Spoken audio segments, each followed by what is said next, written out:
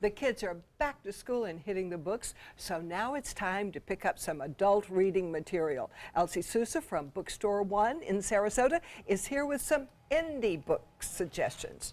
What's an indie book? I hate to admit how dumb I am. No, you're not dumb at all. An indie book just implies that it's something that's carried in an independent bookstore, which we are. So we're not part of a chain or anything. And because we're an indie bookstore, we curate very carefully, and Marsha and all of you have visited our shop, and we're very proud of what we bring in. So this is a selection you might find in our stores. Like your personal great picks. There That's you why go. I like you so There you much. go. Yeah. Somebody actually read these books. Exactly. And the second thing is, if you come in, you know, we'll personally curate for you. Like when you go to a shop, if they with this gorgeous necklace they would find for you. No, seriously. So indie store just carries something with it. That's so important to me. It And is. we're downtown, as we were saying earlier about Hollywood 20, soon to be Hollywood 11. You know, it's important to shop locally to keep the economy going locally. Well, tell us about these books you brought for us now.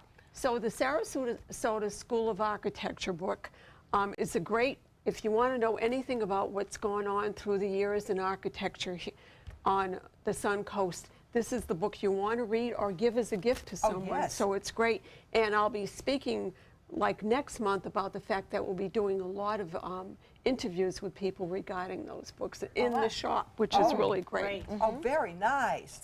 And the next one, tell us about it. So Sewing for Children, we have an array of crafts books that we've curated, and it's something from 3 years old on who would be able to sew.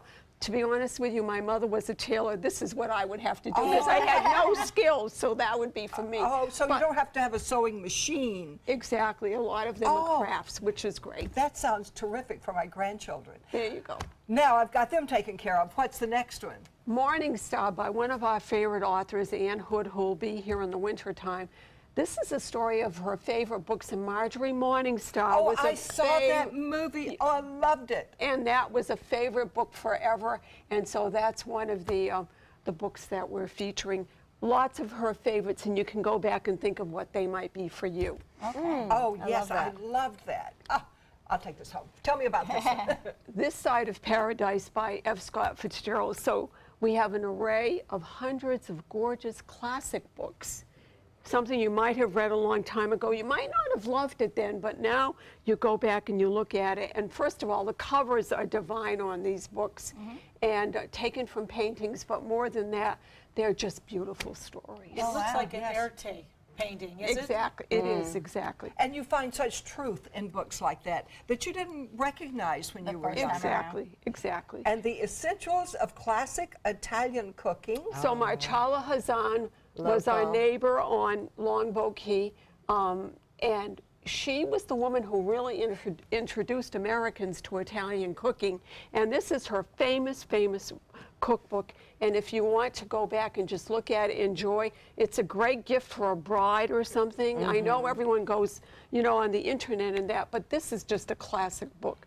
And she was our neighbor. And especially Sarasota knows the Hazan family so well. Exactly. We've certainly had their son on the show with us, and that's a great thing to carry. Yeah, have you cooked any of the recipes? Yeah, they're just basic. A lot of them are basic. She introduced us to like balsamic vinegar and things that we had no idea what to do with, and different olive oils and that. Right. So yeah, it's nothing difficult, but you'd have a great time with it. Oh, yes. Yeah. And the next one, see what See I what have done. So it's the story of Lizzie Borden from Fall River, Massachusetts. Oh, wow. She took an axe and gave her parents 2 whacks. There she did.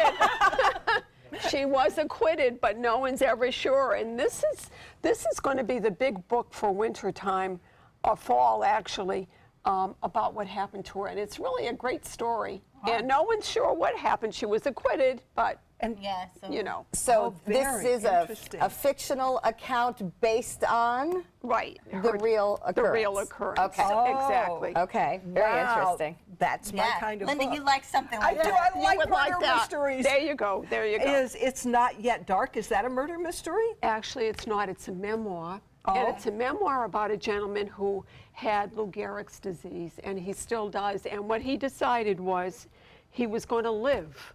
And so because he decided that, he has been going for many years with Lou Gehrig's, can't speak at this point, but he's written this book, and he does a lot of different things in the country, so it's a great memoir to read. Oh, yes. Yeah, not lengthy, gives you hope, where sometimes you don't think there is hope. And courage not to give up. There you And go. the last book. So this is my favorite book right now. It's called The Last Girl, and it's written by Danny Lopez. That's actually a pseudonym for someone who lives in Sarasota named Philippe Dietrich, and it's a murder mystery set in Sarasota. Oh, we love those. So it's like, you're going to read this amazing book. You're going to recognize the streets, the restaurants. Oh, what fun. The names, the police chief is a woman. I mean, it just goes on and on. Very fun. So it's a great fun book. Oh, I will be down there as quick as I get off the air. Thank you very much, Elsie Sousa, and you can get more information by going to her website, or you can go to Bookstore One in downtown Sarasota